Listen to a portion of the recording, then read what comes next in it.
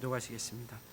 제6시가 되매 온 땅에 어둠이 임하여 제9시까지 계속하더니 제9시에 예수께서 크게 소리시르되 엘리 엘리 라마 사박다니 하시니 이를 번역하면 나의 하나님 나의 하나님 어찌하여 나를 버리셨나이까 하는 뜻이라.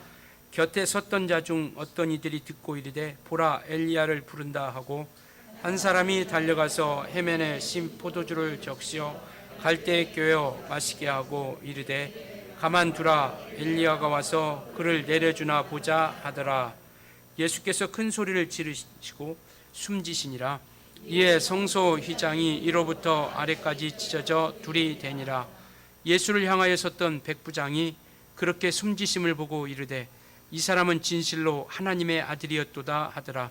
멀리서 바라보는 여자들도 있었는데 그 중에 막달라 마리아와 또 요새의 어머니 마제와 또 살로메가 있었으니 같이 읽습니다. 이들은 예수께서 갈릴리에 계실 때에 따르며 섬기던 자들이요 또 이외에 예수와 함께 예루살렘에 올라온 여자들도 많이 있었더라. 아멘. 십자가의 능력이라고 하는 제목을 가지고 말씀을 나누려고 합니다. 십자가의 능력이라는 것은 우리가 어떤 십자가의 모양, 십자가의 틀이 그 자체가 능력이 있다는 것이 아니라 예수께서 십자가를 지심을 통해서 우리에게 나타나는 그 능력이 무엇이고 그 십자가를 지심을 통해서 우리에게 얻게 되는 것이 무엇인가. 바로 그 십자가는 나를 위해서 대신 지신 것이고 또 그 십자가에는 구원의 능력이 있다는 내용을 가지고 이 시간 피차 은혜를 나누려고 합니다. 이번 한 주간을 우리는 고난주간으로 이렇게 지킵니다. 그러니까 고난주간이라는 것은 예수님께서 피 흘리시고 또 고난을 당하시고 피 흘리시는 그런 죽음을 맞이하는 그런 고난주간으로서 우리가 생각하게 된다는 것이죠. 그래서 고난을 당하시고 죽으심을 당한 그 주가 바로 이번 주인 것이고 또 우리가 좀 생소하긴 하지만 오늘을 종려주일이라 이렇게 이야기합니다. 그러니까 예루살렘에 죽으시러 올라가는 주님 앞에 종려나무 가지를 흔들면서 호산나 다윗의 자손이여 라고 하면서 찬송하리로다 라고 이렇게 외치죠. 그것처럼 예루살렘에서 올라가는 그날이 바로 오늘이라는 겁니다. 그래서 종려주일로 이렇게 지키고 있습니다. 그래서 이 한 주간을 우리가 보내면서 특별히 우리는 정말 십자가 앞에 서 있는 마음을 가지고 그 주님의 사랑을 우리가 다시 한번 잘 되새기고 기억했으면 좋겠고요. 그리고 그 사랑을 우리가 기억하면서 이제 우리가 다음 주일에 부활주일로 지키는 그런 절기로서 부활의 소망에 그 감격에 주님의 사랑이 너무나도 크고 놀라운 것을 우리가 알고 그 감격의 부활의 소망을 가지고 이 한 주간을 잘 보냈으면 좋겠습니다. 그리고 기도하시면서 그리고 경건하게 거룩하게 정말 구별된 모습을 가지고 주님의 고난과 함께 그 사랑을 우리가 기억하는 그런 귀한 한 주간으로 삼을 수 있었으면 좋겠습니다. 예수님은 이 땅에 오신 목적이 분명하고 확실합니다. 그래서 성경에는 예수께서 이 땅에 오신 것은 우리에게 생명을 주려 하심이다라고 말씀하시고 바로 우리의 죄를 사하려 하심이다라고 말씀하고 있습니다. 주님께서 이 땅에 오신 것은 우리 죄를 속하려 오신 것이죠. 왜냐하면 이 땅에서는 죄를 속할 수 있는 능력이 아무도 없기 때문에요. 그래서 예수님께서 우리 죄를 구원하시려고 이 땅에 오셨다라는 것을 우리가 믿고 또 깨닫고 또 그분을 만나게 된다라는 것입니다. 그래서 우리를 죄에서 구원하신 그분께서는 우리를 구원하시는 방법이 바로 십자가에서 피 흘려 죽으시는 그 죽음을 통하여 우리에게 그 사랑을 우리에게 나타내 주신 겁니다. 그 십자가는 우리가 잘 아는 것처럼 갈라디아서 3장에 보면 바로 저주의 나무다라고 이렇게 말씀하고 계세요. 당시에 가장 잔악하고 정말 그에게 기억하기 싫을, 정말 저 사람은 너무나도 잔악하고 악하고 기억하기 싫은 사람이다라고 하는 그들 죄 가운데 있는 그들을 십자가라고 하는 형틀에 죽게 함을 통해서 잊게 하려고 하는 것이죠. 그래서 이 유대인들이 예수님을 십자가에 못 박게 하는 것은 하나님을 모독하는 자로서 더 이상 기억하기 싫은 거죠. 더 이상 십자가에 죽었다 그러면 기억하기도 싫은 겁니다. 그래서 이와 같이 예수님께서 십자가라고 하는 그런 형틀에 당시의 저주의 상징이었던 그 나무에 돌아가시게 된 겁니다. 그리고 모든 그 저주를 우리가 받아야 할 그 저주를 예수께서 담당하시게 되는 것이죠. 그래서 그런 모든 수치와 모욕을 담당하셨고, 그리고 십자가에 못 박혀 죽으신 것입니다. 예수님은 나 대신 죽으신 것이죠. 우리를 위해서가 아니라 나를 위해서, 내가 그곳에 못 박혀야 할 그곳에 예수님께서 내 대신, 나를 대신하여 그곳에 죽으신 겁니다. 그래서 예수님의 죽음은 자신의 죄로 죽은 것이 아니라 나의 죄값으로 인하여 예수님께서 그 십자가에 못 박혀 죽으시고, 그리고 우리가 아시는 것처럼 피와 물을, 당신이 모든 것들을 쏟으심을 통해서 우리에게 대한 그 사랑을 확증해 주신 것이죠. 그래서 물론 이 예수님의 죽음은 아버지 뜻에 대한 복종과 함께, 그리고 죽음을 이기고 부활에 이르는 죽음인 것이죠. 그리고 이 예수님의 죽음은 부활에 이르는 그러한 역사적인 사건을 통해서 다시 한번 우리에게 큰 은혜와 능력으로서 우리에게 나타내 주고 있다라는 겁니다. 그래서 정말 하나님께서 얼만큼 우리를 사랑해 주시는가, 오늘 본문을 통해서 그렇게 말씀하고 있습니다. 33절에 보면 제6시가 되매 온 땅에 어둠이 임하여 제9시까지 계속하더니 라고 이렇게 말씀하고 있죠. 그러니까 이 유대인들의 시간 개념, 이런 시간 개념은 뭐냐면, 이 성경에 나와 있는 이 시간은 우리나라 시간 개념에 맞추려고 하면 이 시간에 6을 플러스 하면 됩니다. 그러니까 여기서 제6시라고 하면 6을 플러스 하면 12시죠. 정오를 이야기하는 겁니다. 그리고 제9시라고 하면은 바로 오후 3시를 이야기하고 있는 것이죠. 이와 같은 6시간의 어떤 시간, 그런 개념이 있습니다. 그래서 예수님께서 제3시에 못 박혀, 앞에 보면 우리 25절에 보면, 15장 25를 보면 때가 제3시가 되어 십자가에 못 박으니라 라고 이렇게 말씀하거든요. 오전 9시부터 오후 6시까지, 아니 오후 3시까지 6시간 동안 십자가에 계셨던 것이죠.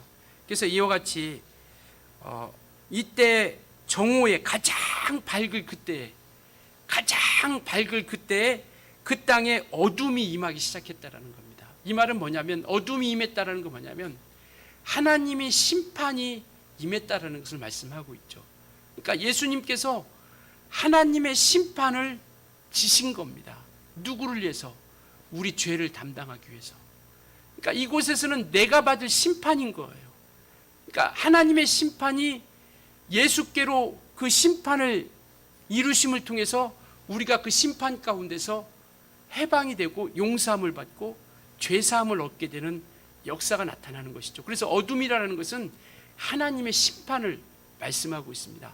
우리가 신앙생활하면서 반드시 기억해야 할 건 뭐냐면, 하나님은 죄에 대해서는 결코 관대하지 않습니다. 그러니까 하나님이 공의롭다라는 것은 죄에 대해서는 반드시 심판하신다라는 거예요. 그러니까 이 십자가 사건을 통해서 우리에게 보여주시고 있는 한 부분은 뭐냐면, 하나님께서는 죄에 대해서는 결코 용납지 않는다라는 겁니다. 관대하지 않는다라는 거예요. 그래서 그 심판을 반드시 이루신다라는 것을 십자가 사건을 통해서 우리에게 보여주시고 있는 겁니다. 그래서 우리가 가지고 있는 그 죄의 심판을 예수께서 십자가에 죽으심으로 말미암아 그 심판을 예수께서 담당하신 거예요. 그래서 우리를 심판 가운데서, 멸망 가운데서 해방시켜 주신 것이죠. 그래서 성경은 이렇게 말씀하고 있습니다.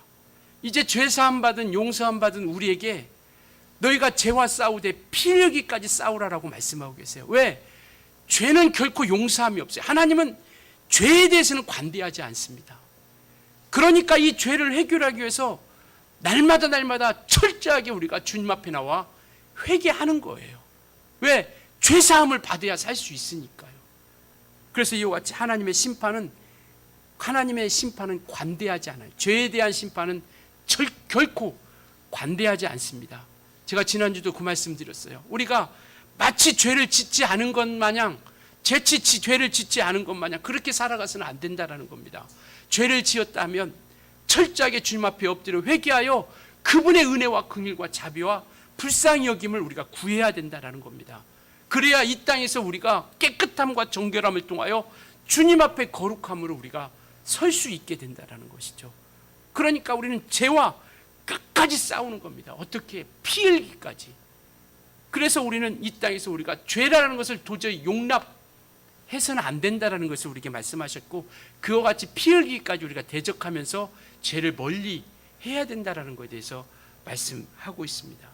그러면서 이와 같이 말씀하시죠. 제9시에 34절, 예수께서 크게 소리 지르시되 엘리 엘리 라마 사박다니 하시니, 이를 번역하면 나의 하나님 나의 하나님 어찌하여 나를 버리셨나이까 라고 이렇게 말씀하고 있죠.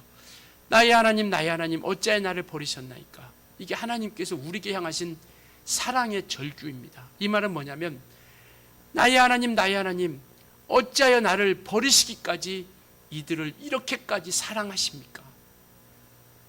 내를 버리시면서까지 이렇게까지 이들을 사랑하십니까? 그 사랑의 절정이 바로 요한복음 3장 16절이죠. 하나님이 세상을 이처럼 사랑하사 독생자를 주셨으니 이는 저를 믿는 자마다 멸망치 않고 영생을 얻게 하라심이라. 이처럼 사랑하사가 바로 나의 하나님 나의 하나님 어찌하여 나를 버리셨나이까. 정말 나를 버리시면서까지 이러한 인생들을 이렇게까지 사랑하십니까? 라고 고백하는 그러한 절규와 같은 그러한 고백입니다. 이때에 나타나는 현상 중에 하나가 38절이죠. 우리 한번 같이 읽을까요? 시작. 이에 성소 휘장이 위로부터 아래까지 찢어져 둘이 되니라.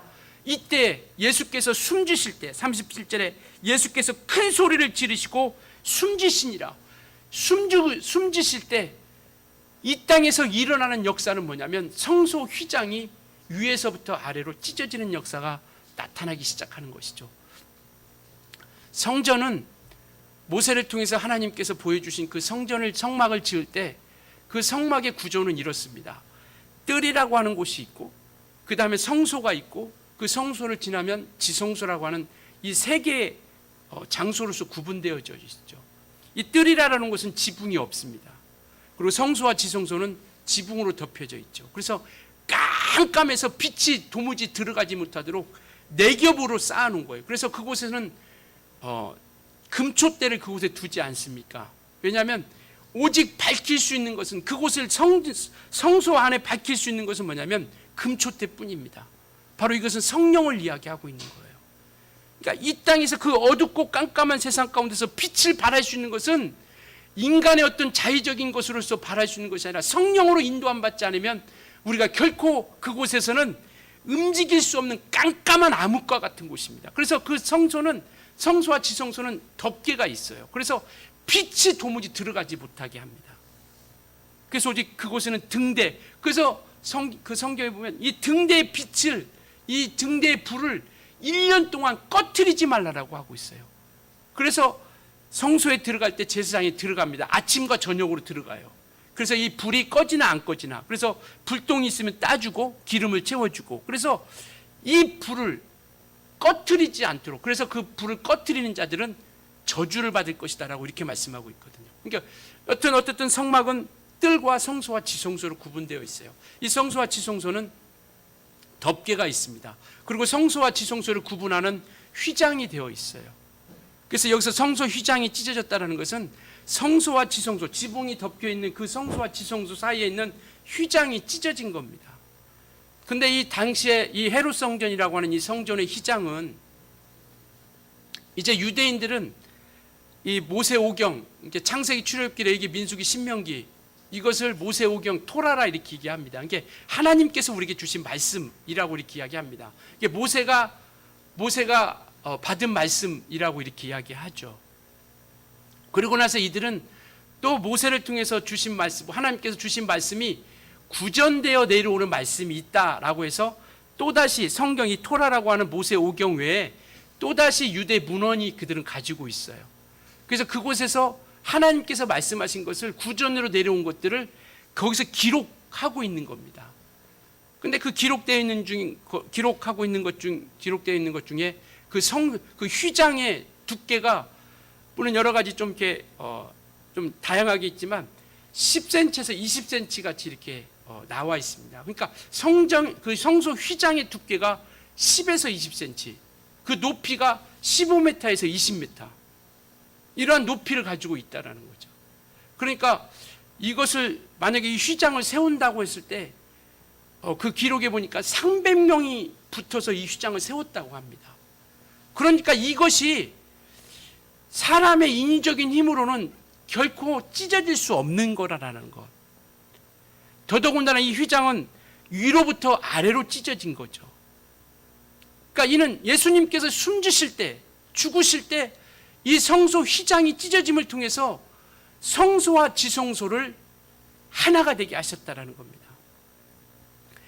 이것이 왜 하나가 된 게 중요하냐면 이 성소에서 지성소로 들어가는 데 있어서 아무나 들어갈 수 없는 겁니다. 1년에 한 차례씩 대제사장만이 이 지성소에 들어갈 수 있어요. 그래서 1년에 한 차례씩 짐승의 피를 가지고 가서 성소를 지나 지성소에 들어가죠. 지성소에 들어가면 법궤라는 게 있습니다. 법궤가 있는데 바로 그것은 하나님의 말씀이 있고 하나님의 이름이 있고 그것에서 만나주신다는 거죠. 이 법궤 뚜껑이 있는데 이것을 우리가 시은좌라고 이렇게 이야기를 합니다. 그래서 1년에 한 차례씩 짐승의 피를 가지고 들어가서 이 시은자의 그 피를 뿌립니다. 법궤 뚜껑에 피를 뿌리고 나서 그 대제사장이 나와서 우리 죄가 사해졌다라고 하면 1년 동안 자유함을 얻게 되는 것이죠. 그래서 이 지성소는 대제사장만이 들어갈 수 있는 곳이에요.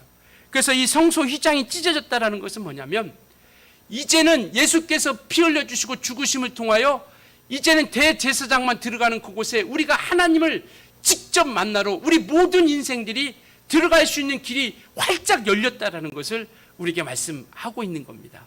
그래서 이와 같이 이제는 정말 찢어진 그 하나님 앞에 나아갈 수 있는 길이 우리 모든 인생들에게 활짝 열린 겁니다. 그래서 우리가 성경에 만인 제사장이라는 얘기를 들어보셨을 겁니다. 만인 제사장. 이것은 우리가 만인 대제사장이 되었다라는 거예요. 그래서 하나님 앞에 나아가는 이들이 이제는 누구의 중보를 통해서 나아가는 것이 아니라 우리 모두가 각각이 하나님 앞에 나아갈 수 있는 길이 열렸다라는 것을 말씀하고 있습니다. 그래서 우리는 하나님 앞에 담대하게 나온 것이죠. 여러분들이 어떤 누구의 중보를 통해서 나온 것이 아니라 이제는 각각이 우리가 그 주님을 만나게 되는 것이죠. 왜? 예수께서 십자가의 죽으심을 통해서 그 구원의 길을 우리에게 열어놓으신 겁니다. 그래서 이 성소 휘장이라는 것은 이와 같이 대제사장만이 들어가는 그곳을 모든 사람들이 그곳에 들어가게 해주셨다는 것이죠. 그러니까 이 은혜가 없이는 우리가 하나님의 자녀가 될 수 없는 겁니다. 예수께서 피 흘려주심으로 말미암아 이 휘장이 찢어지는 역사가 이루어지지 않으면 하나님 앞에 나아갈 수 있는 자가 없어요.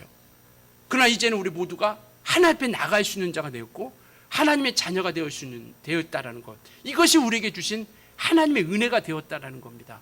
그러니까 이것은 우리가 하나님께 나아갈 수 있는 것은 사람의 힘으로 할 수 있는 것이 아니라 하나님이 하셨다라는 것을 이 본문을 통해서 우리에게 말씀하고 있는 것이죠. 그래서 구원의 역사는 오직 하나님의 역사로 이루어지는 겁니다. 그래서 이와 같이 예수님께서 나를 대신해서 죽으신 거예요. 왜? 그것을 해결하기 위해서, 그것을 우리가 이 구원의 길에 우리가 설 수 있게 되어진 겁니다. 그래서 이와 같이 하나님께서는 죄에 대해서는 반드시 이와 같이 심판하신다라는 것. 그래서 정말 우리가 이와 같이 이제는 우리가 죄의 길에 서지 아니하고 생명의 길에 서고 또 예수 그리스도의 길에 서서 정말 주님과 함께 온전히 끝까지 우리가 믿음의 그 길에 우리가 세워갈 수 있어야 된다는 겁니다. 그래서 이제는 우리가 전투하는 거죠. 죄와 싸워가는 겁니다. 이제는 우리가 우리의 죄로 인하여 우리가 무너지지 않고 주저앉지 않도록, 그래서 그 휘장을 열어놓으신 거죠. 무엇으로? 그의 육체로 인해서, 예수께서 육체로 인해서 우리에게 열어주신 겁니다. 우리 히브리서 10장 한번 보실까요? 히브리서 10장 19절이요.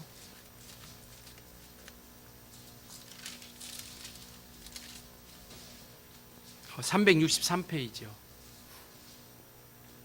363페이지 10장 19절부터 22절까지 같이 읽겠습니다. 시작. 그러므로 형제들아, 우리가 예수의 피를 힘입어 성소에 들어갈 담력을 얻었나니 그 길은 우리를 위하여 휘장 가운데로 열어놓으신 새로운 살 길이요, 휘장은 곧 그의 육체니라. 또 하나님의 집 다스리는 큰 제사장이 계심에 우리가 마음의 뿌림을 받아 악한 양심으로부터 벗어나고 몸은 맑은 물로 씻음을 받았으니 참 마음과 온전한 믿음으로 하나님께 나아가자. 이제는 우리가 이와 같이 성소에 들어갈 담력을 얻었어요. 예수의 피로 말미암아. 그래서 우리에게는 20절에 말씀하여 있죠. 새로운 살 길이 열린 겁니다. 우리가 살 길이 열린 거예요. 예수께서 그 휘장을 열어놓으심으로 말미암아. 그래서 이제는 우리는 어떻게 살아야 되느냐? 참 마음과 온전한 믿음으로 하나님께 나아가자라는 겁니다. 참 마음, 하나님으로부터 지배받고 하나님의 보호 아래 다스림 아래 우리가 거하는 자들이 되어야 된다는 것이죠. 이게 참 마음입니다. 하나님의 보호 아래서 그분의 다스림을 받는 것, 이게 참 마음이에요. 그래서 우리는 이제는 그분의 다스림을 받는 거예요. 그분의 보호 아래, 그분을 피난처로 삼아서 그분께로 우리가 피하는 겁니다. 과거 이스라엘 백성들의 도피성을 통해서 그들이 피할 길을 주신 것처럼 이제는 우리는 예수께로 피하여 바로 그와 같이 온전히 그분의 보호를 받는 겁니다. 도피성에 들어가면 하나님께로부터 보호를 받기 시작해요.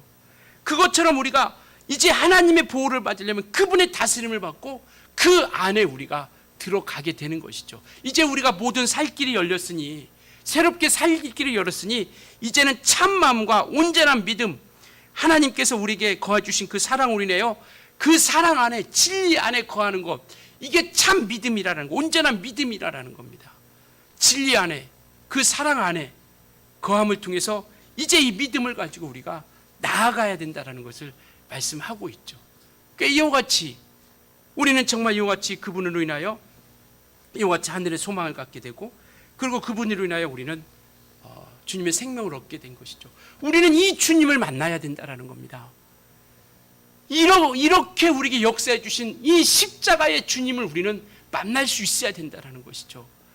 그리고 이 십자가의 사랑을 우리는 체험해야 된다는 겁니다. 그래야 우리가 이 땅에서 소망을 가지고 끝까지 우리가 나아갈 수 있다는 겁니다. 그러니까 십자가에서 우리에게 베풀어 주신 그 주님을 만나지 못하면 우리는 감사도 없고 감동도 없고 감격도 없게 되는 것이죠. 하나님께서 우리를 어떻게 사랑해 주시는지, 어떻게 우리를 위해서 제 가운데서 우리를 어떻게 불러주셨는지, 구원해 주셨는지를 우리가 그 주님을 만나야 된다는 겁니다. 십자가의 주님, 십자가의 사랑을 우리가 경험하고 마침내 그것으로 인하여 우리는 정말 그 십자가의 감격이 우리 모두에게 넘쳐날 수 있어야 된다는 것이죠. 그래야 우리는 그 소망을 가지고 꿋꿋하게 나아가는 겁니다. 우리가 이 본문을 통해서 우리가 이 고난주간이란 이 종려주를 통해서 우리가 부활절을 앞두고 이 죽음을 우리가 굳이 살펴보는 이유는 뭐냐면, 주님께서 우리를 어떻게 사랑해 주셨는지 이것을 우리가 알자라는 거예요. 아, 예수께서 십자가에 죽으심을 다 구원받았어, 이거 정도가 아니라 정말 우리를 어떻게 사랑해 주시고 그 마음이 어떠한지를 우리가 알았으면 좋겠습니다. 십자가에 죽는 그 죽음은 아들의 고통도 너무나도 고통스럽고 아프고 힘들지만 그를 내어주신 우리 하나님 아버지의 고통은 더할 나위 없다라는 것이죠. 우리 부모 마음이 그거 아니겠습니까? 아버지의 마음을 우리가 하나님 아버지의 마음을 알려고 한다면 내가 자녀들을 향해서 얼마만큼 사랑한지를 그것을 우리가 엿볼 수 있는 거예요. 우리 자녀가 좀 못나고 부족하고 연약하다 할지라도 그를 비웃고 조롱하고 함부로 합니까? 끝까지 품어 주려고 하죠. 육체적인 제한이 있다 할지라도, 그래서 어떤 부모님들은 그렇게 하잖아요. 내가 저보다 하루 더 살기를 내가 기도하고 있다. 내가 저 자녀보다 하루만 더 살기를 위해서 내가 기도하고 있다라고 이야기하기도 하잖아요. 왜? 그만큼 사랑하는 거거든요. 우리 하나님 아버지께서 이와 같이 십자가의 죽음은 아들에게도 고통이지만 사랑하는 아들을 죽음에 내어주신 그 아버지의 큰 고통도 그 순간 가운데 함께 하고 있다는 것이죠. 하나님이시니까, 하나님의 아들이시니까 저주의 나무에 그 모든 모욕과 모든 그러한 것들 다 감당하면서 그 일을 이루어가는 것이죠. 그래서 이와 같이 그렇게 아들을 죽음 가운데 내어주신 바로 그것이, 나를 향한 주님의 사랑이 바로 십자가의 사랑이라는 것을 말씀하고 있습니다. 바로 그 사랑은 내게 주신 하나님의 생명인 것이죠. 아버지의 아픔이 우리를 살리시는 것이, 아버지의 아픔과 고통이 우리를 살려주시는 그분의 사랑인 겁니다. 말로만 사랑이 아니라 십자가의 형벌을 사람이 겪을 수 있는 가장 잔인한 형벌이라 이렇게 이야기합니다. 그래서 정말 저주의 나무라고 이렇게 이야기하고 있죠. 그래서 그 모든 고통을 감당하셨다라는 것이죠. 그분은 채찍이 맞으셨습니다. 그분은 그 채찍은 어떤 채찍이냐면 바로 뼈 조각이 그 채찍에 붙어 있어서 그 채찍으로 그 내리칠 때마다 그 살점이 쭉쭉 떨어져 나가는 그런 고통을 당하신 거예요. 그래서 이 채찍이라는 뜻이 헬라어로 몰로피라라는 것인데 상처라는 뜻을 가지고 있습니다. 상처. 정말 그 채찍이 맞을 때마다 주님에게는 상처가 남는 거예요. 아픔이 남는 겁니다. 이 말씀 드린 것은 우리가 얼마나 주님께서 처참하게 죽었나 그것을 막 이렇게 생각하자는 게 아니라 하나님께서 우리 주님께서 우리를 어떻게까지 사랑해 주셨는지 우리가 그것을 좀 기억했으면 좋겠다는 거죠. 이 고난주간을 통해서 주님이 죽으시는 이 고난주간을 통해서 뿐만 아니라 우리 주님은요 가시면류관을 쓰셨습니다.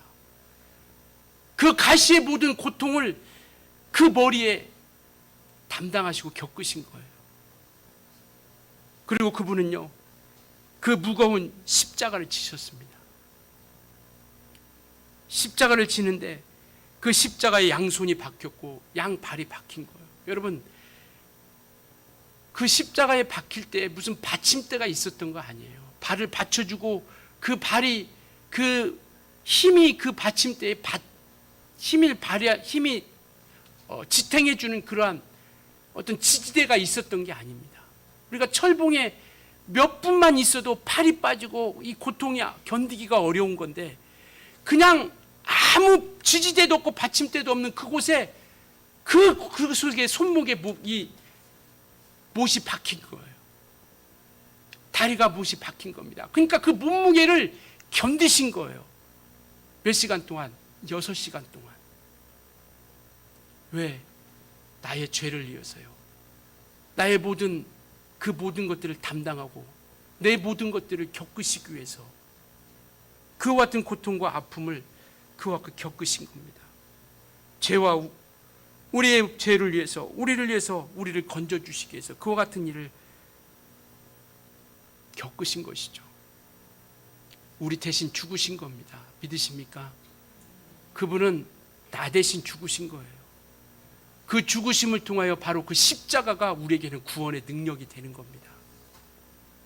그래서 고린도전서 1장 18절에도 그 십자가의 도가 멸명하는 자들에게는 미련한 것이지만 구원을 얻는 우리에게는 하나님의 능력이라.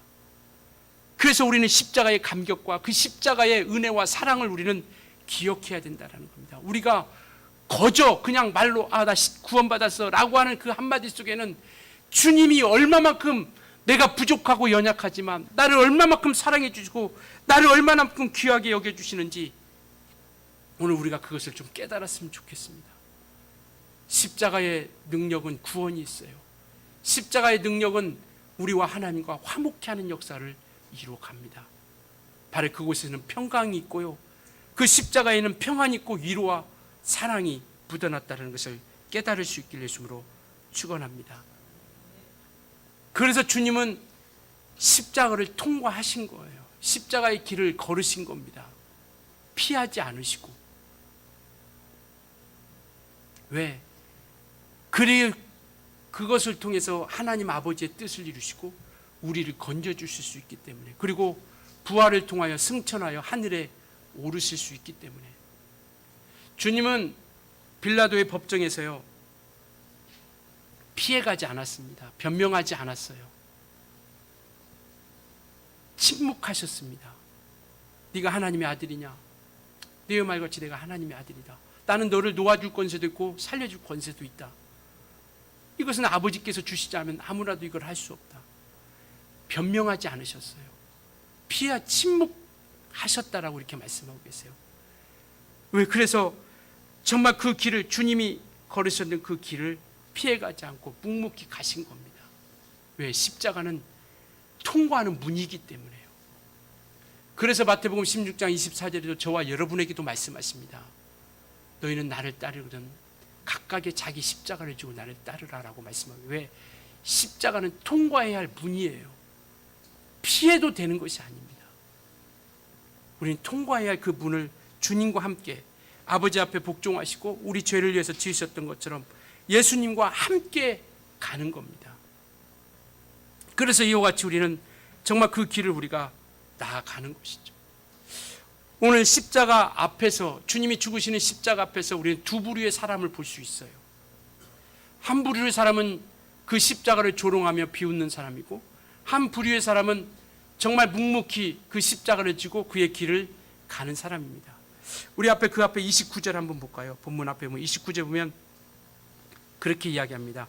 지나가는 자들은 자기의 머리를 흔들며 예수를 모욕하여 이르되, 아, 성전 얼고 사흘을 치는다는 자여, 내가 너를 구원하여 십자가에서 내려오라 라고 이렇게 이야기하고 있죠. 자기들이 무슨 말 하는지도 모르고 뭔 자기 생각으로 판단하면 십자가에서 내려오라라고 이야기하죠. 십자가에서 내려오시면 우리에게 구원은 없습니다. 십자가에서 내려오면 우리에게는 생명이 없어요.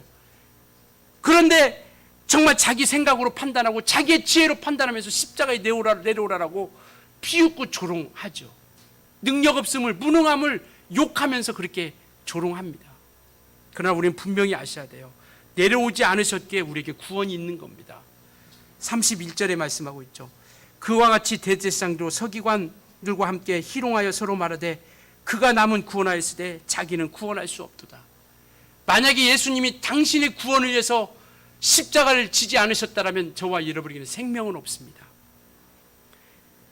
정말 그분이 다른 일을 구원하셨기에 자신을 구원하시기 위하여 자신을 죽이신 거예요.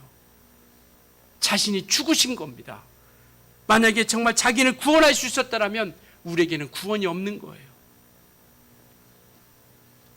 32절, 이스라엘 왕 그리스도가 지금 십자가에 내려와 우리를 보고 믿게 할지어다 하며 함께 십자가에 못 박힌 자들도 예수를 욕하더라, 비난하더라. 함께 십자가에 못 박힌 일도 예수를 비난하게 되는 겁니다.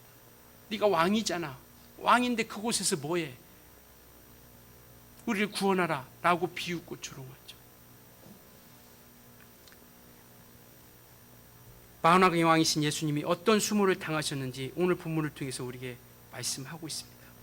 예수님은 이런 취급을 받으실 이유가 전혀 없으세요. 예수님이 하나님의 아들이시니까, 만왕의 왕이시니까 왜 이런 취급을 받으십니까? 이런 모욕을 당하십니까? 그 앞에 볼까요? 15장 16절부터 한번 볼까요? 16절부터 20절까지. 군인들이 예수를 끌고 브라이언 도리온이라고 하는 뜰 안으로 들어가서 온 군대를 모으고 예수에게 자색 옷을 입히고 가시관을 엮어 씌우고 격려하여 이르되, 유대인의 왕이여 평안할지어다고 갈대로 그의 머리를 치며 침을 뱉고 꿇어 절하더라. 희롱을 다한 후에 자색 옷을 벗기고 도로 그의 옷을 입히고 십자가에 못 박으려고 끌고 가니라. 모든 모욕과 그런 희롱과 멸시와 천대를 참으셨어요. 왜? 그분이 왜 이러한 수모를 당하십니까? 왜 그분이 이런 수모를 당하셔야 됩니까? 그것은요, 침묵하신 겁니다. 왜? 아버지의 뜻을 위해서, 그리고 우리를 살려주시기 위해서. 우리는 세상의 눈으로 내가 이해되지 않는다고 해서 정말 비웃고 비난하고 욕해서는 안 됩니다. 이들처럼 하나님의 뜻을 알지도 못하면서 비웃고 조롱하고 판단해요. 이사야서 53장 한번 볼까요? 왜 주님께서 침묵하셨고 아무 말씀 안 하시고 이렇게 묵묵히 그 십자가를 지셨는지. 정말 이사야 몇백 년 전에, 예수께서 오시기 전에 몇백 년 전에 이미 말씀하고 계시고 예언하셨고 예수님 그 말씀을 이루신 겁니다. 이사야서 53장이요. 1034페이지요. 우리가 너무나도 잘 아는 말씀입니다. 다시 한번 읽으면서 우리가 은혜 받았으면 좋겠어요. 교도가실게요. 8절까지, 53장 4절부터 8절까지 제가 한 절, 여러분들이 한 절 이렇게 읽겠습니다. 그는 실로 우리의 질고를 지고 우리 슬픔을 당하였거늘 우리는 생각하기를 그는 징벌을 받아 하나님께 맞으며 고난을 당했다 하였노라. 그가 찔림은 우리의 허물 때문이요 그의 상함은 우리의 죄악 때문이라. 그가 징계를 받음으로 우리는 평화를 누리고 그가 채찍에 맞음으로 우리는 나음을 받았도다. 우리는 다 양 같아서 그릇 행하여 각기 제 길로 갔거늘 여호와께서는 우리 모두의 죄악을 그에게 담당시키셨도다. 그는 곤욕을 외로울 때에도 그의 입을 열지 아니하였음이며 마치 도수장으로 끌려가는 어린 양과 털 깎는 자 앞에서 잠잠한 양같이 그의 입을 열지 아니하였도다. 같이 읽을까요? 그는 곤욕과 신문을 당하고 끌려갔으나 그 세대 중에 누가 생각하기를 그가 살아있는 자들의 땅에서 끊어짐은 마땅히 형벌받을 내 백성의 해물 때문이라 하였으리요. 그는 입을 열지 않았고 변명하지 않았습니다. 침묵하셨어요. 왜? 하나님의 말씀, 이 약속을 이루시고 우리를 위해서 그 모든 것들을 담당하신 겁니다. 우리를 구원하시기에 끝까지 순종하신 거예요. 신앙생활은 이 주님과 우리가 함께 가는 겁니다. 이 주님과 우리가 그 십자가를 지고 함께 가는 거예요. 어렵다고 힘들다고 회피하는 것이 아니라 십자가는 우리가 천국에 이르는 그러한 문이기에 그 문을 통과하여 우리가 그 하늘의 영광에 이를 수 있기를 예수님으로 축원합니다. 피하지 말고 힘들죠. 우리가 회피하지도 말고 고통스럽죠. 그러나 주님께서 묵묵히 침묵하시며 어린 양과 같이 정말 도살장에 끌려가는 양처럼 정말 그 묵묵히 그것을 이루셨던 것처럼 우리도 이와 같이 십자가의 길을 우리가 달려갈 수 있었으면 좋겠습니다. 로마서 6장 3절에 이렇게 말씀하고 있습니다. 예수와 함께 침례받은 우리는 그의 죽으심과 함께 침례를 받은 것이다. 우리가 침례받은 것은 그의 죽으심과 함께 침례를 받은 겁니다. 그래서 아까도 히브리서 10장에 말씀하고 있는 것처럼 우리는 살 길을 얻은 거예요. 새로운 살 길을 얻은 겁니다. 이전에 나는 죽고, 그래서 우리는 주님과 연합하여 가는 겁니다. 정말 연합하되 끝까지 연합할 수 있는 우리 모두가 되어줄 수 있었으면 좋겠습니다.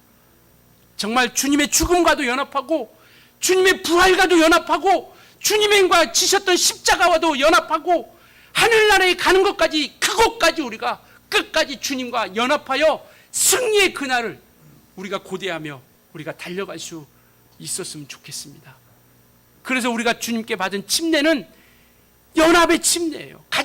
침례의 가장 큰 의미는 연합의 침례입니다. 그분과 함께 죽고 그분과 함께 사는. 그래서 정말 우리는 이 땅에서 그러한 모습의 신앙의 믿음을 걷게 되는 것이죠.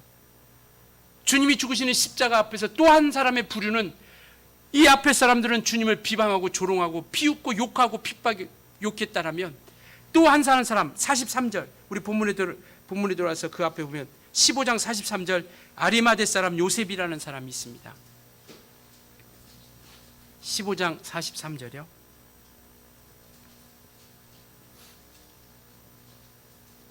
같이 한번 읽을까요? 시작.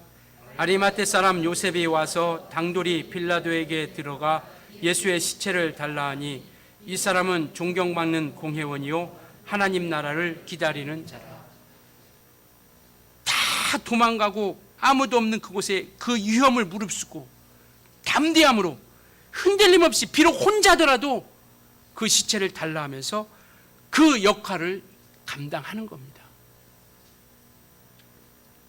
비웃고 조롱하고 판단하고 정죄하는 사람이 있지만 정말 혼자더라도 묵묵히 주님과 함께 그 십자가를 지고 묵묵히 걸어가는 이 한 사람이 있었다라는 것이죠. 정말 우리는 끝까지 흔들림 없이 정말 비록 혼자더라도 주님과 함께 그 믿음으로 끝까지 우리가 승리할 수 있었으면 좋겠습니다. 그래서 나를 구원하신 그 주님이 정말 온갖 조롱과 견디신 것처럼 이제 그 사랑을 통해서 우리에게 보여주신 그 사랑을 우리가 잊지 않았으면 좋겠습니다. 이 고난주간을 통해서 예수님께서 우리를 위해서 피 흘려주신 그 사랑을, 그 모든 모략과 모든 모진 핍박과 모욕과 희롱과 멸시와 천대, 육체가 겪어야 할 모든 고통과 아픔 담당하심으로 말미암아 우리에게 사랑을 나타내 주시고 보여주신 것, 이것을 결코 우리는 잊지 말자라는 겁니다. 이 고난주간을 통해서 우리는 그 사랑을 다시 한번 그 감격을 누리고 다음 주일날 우리가 부활주일을 맞이할 때는 감격의 기쁨을 가지고 그 사랑 가운데 소망을 가지고 우리가 부활주일을 맞이했으면 좋겠어요. 부활은 우리의 최고의 기쁨 아닙니까? 우리 부활은 우리의 최고의 소망 아닙니까? 정말 그 소망이 우리에게 크고 위대하게 있을 수 있는 것은 뭐냐면 주님의 사랑이 있었기 때문에요. 주님의 피 흘리심이 있었기 때문에. 이제는 정말 우리가 주님의 사랑을 안다라면 우리가 정말 주님의 길에 서서 세상의 소리, 마귀의 소리, 유혹의 소리, 멸망의 소리에 귀 기울여서 그곳에 현혹되어 혹해서 빠지지 아니하고 이제는 성령의 소리에 귀를 기울여서 주님과 함께 끝까지 승리할 수 있길 예수님으로 축원합니다. 주님께서 우리 안에 계셔서 성령을 통하여 우리에게 주시는 하나님의 말씀을 우리가 들을 수 있는 길을 열어야 된다라는 것이죠. 그래서 세상의 소리, 멸망의 소리, 정말 마귀와 같이 아담과 하와를 멸망의 길에 빠뜨렸던 그 소리를 듣고 그 달콤한 소리에 현혹되어 빠져들어가는 것이 아니라 우리는 그 어떤 달콤한 소리에도 흔들리지 않는 굳건한 믿음 위에 설 수 있도록 이제는 성령의 소리를, 주님의 진리의 소리를 듣고 이 땅에서 우리가 끝까지 정말 진리의 길을 기울이며 승리해 나갈 수 있길 예수님으로 축원합니다. 정말 십자가의 사랑을 잊지 않기를 다시 한번 부탁을 드립니다. 주님께서 우리를 사랑해 주신 그 사랑을 우리가 잊지 않았으면 좋겠어요. 기도하시겠습니다. 정말 주님께서는 나에게 생명을 주러 이 땅에 오셨어요. 나 대신 죽으시러 오셨습니다. 그 십자가의 능력으로 내게는 구원이 이뤘고요, 대속이 있었고요, 영생이 있고 부활이 있는 겁니다. 정말 주님이 주신 그 사랑을 잊지 않고, 그 감격을 잊지 않고 이제 주님과 함께 그 십자가의 길을 묵묵히 걸어갈 때 성령이 나를 도와주시고 진리로 나를 이끌어 주시고 돕는 권능들도 더해 주셔서 세상의 소리, 달콤한 소리에 현혹되지 않고 진리의 소리에 귀를 기울여서 그 믿음의 길을 끝까지 승리할 수 있도록 해달라고 이 시간 우리 간절한 마음으로 같이 기도합니다. 살아계신 하나님 아버지, 하나님께서 함께 해주시고 이끌어 주심을 도와주심을 감사합니다. 아버지 하나님,